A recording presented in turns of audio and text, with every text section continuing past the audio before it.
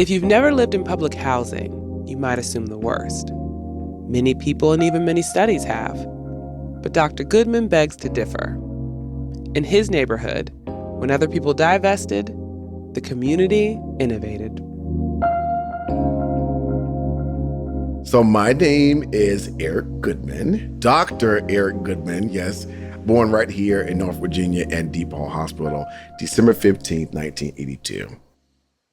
I grew up in what is no longer there, but it was called Roberts Park. Then it transitioned to Roberts Village, public housing community. And so I was born and raised there, generational. I had an opportunity to grow up with my great-grandparents. And so my great-grandparents lived in public housing, and their children lived in public housing, who was my grandmother and her aunts and that type of thing.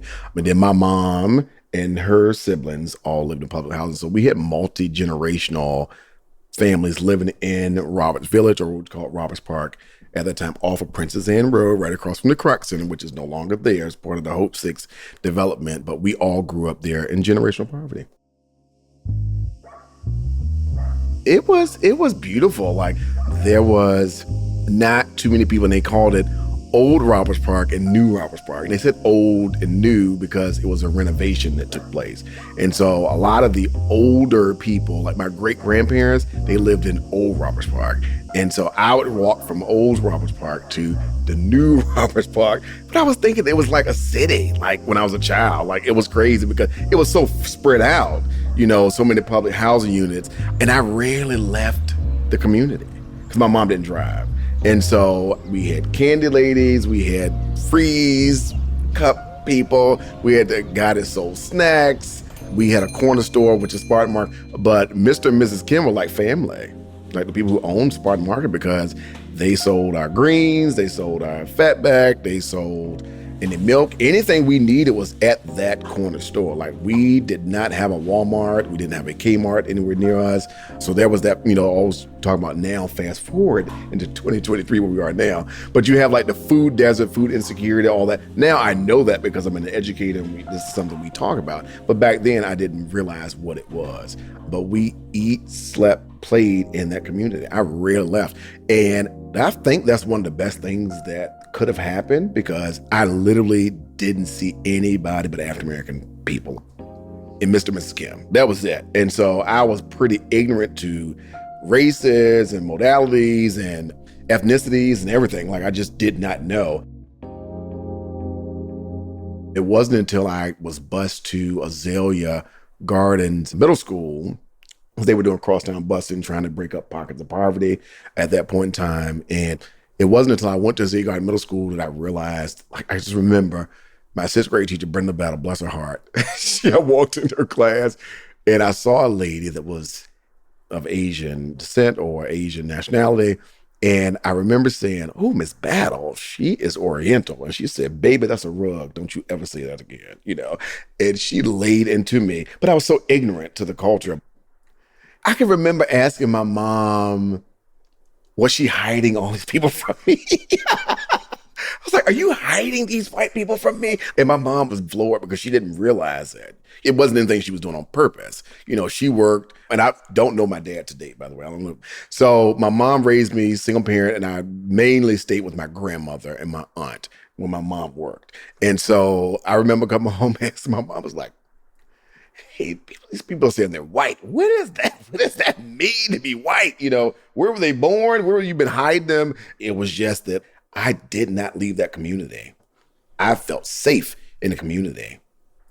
A lot of the elders didn't go to middle school. They dropped out of elementary school to work, sharecrop. I mean, just the gambit of everything. They were, you know, some of them were born into slavery. They knew my great-grandparents. They pushed us like nobody's business. Like, I'm walking down the street and my middle name is Jay. Everybody calls me Jay. And they're like, "Jay, you better get to school. Jay, you better do what you're supposed to be doing. Jay, don't look this way. You better you know, it was every day. They're sitting out on the porch, most of them in wheelchairs because they have all kinds of ailments, but it was so much positive motivation. It was like a motivational walk every day. It was like, "Do you need some money? Do you need this?" But they pushed you to do better for yourself. And so that was a beautiful thing. I didn't realize it when I was a child. It's not until you get older you sit and realize, you're like, "Oh man, that was was probably part of the reason that, I was doing what I was doing. It wasn't intrinsic. It was like that external motivation that they were putting out in the atmosphere every day. And I was like, every day, Miss Willa Mae, my aunt, my grandmother, they're on the porch and they're like, go. You better go to school. You better do this. Do a good job. And as you coming back home, they asked about your day. The whole walk home. Because remember, I was on the other end. It's feeling like I was walking a country mile, the old Roberts Park side, But it was so much positivity. And I loved it. I loved it. So it was super safe for me. You saw the drug dealers. You knew what they were doing. Like I wasn't dumb at middle school and knowing what they were doing at that point in time. But they looked out for you. They made sure you were okay, and they knew my mom. So they weren't bothering with me. You had a couple of people get robbed. People get robbed all the time.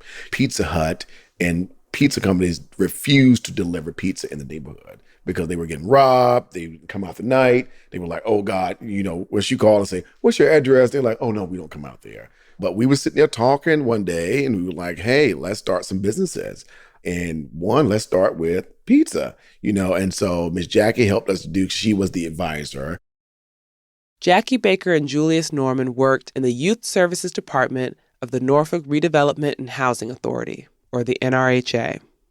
Together, they supported young people with forming businesses in the housing projects. These businesses would solve problems in the community and teach kids that their area code did not determine their opportunities for success. She helped us to do the homework and legwork. How do you start a business? Where do you start? All that type of stuff. And had people come in through the grant to teach us all about business. We do elderly in the community. We would set up a delivery type service. They would put in their orders. The whole pizzas were like $10 at that point in time. And I think we purchased them for like $8.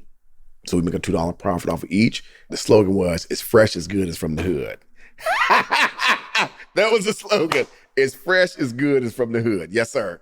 Hot off the press. It was beautiful.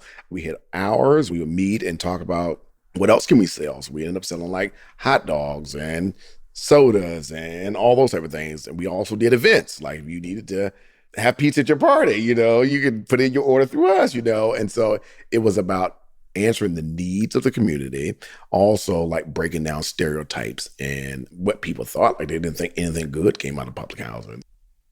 The teenagers took their jobs seriously.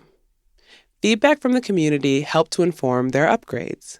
For example, if they heard that the pizzas were delivered cold, they would ask Pizza Hut for warming bags. We had this big, humongous grand opening party, huge, like DJs, bounce houses, all that type of stuff. And the community was just they wrapped themselves around us. We never had any pizza left over. Yeah. And then even with the cookie factory, we never had cookies left over. They listened and tuned in to DJ. Like anything we did, our elders really supported us, really, really, really supported us, even though they weren't supposed to be having the pizza and cookies and stuff. But yeah, it was such a dope experience that I will never forget. All of us are doing very well. Everyone who grew up in public housing and we were deemed dead. Like we weren't going to be successful.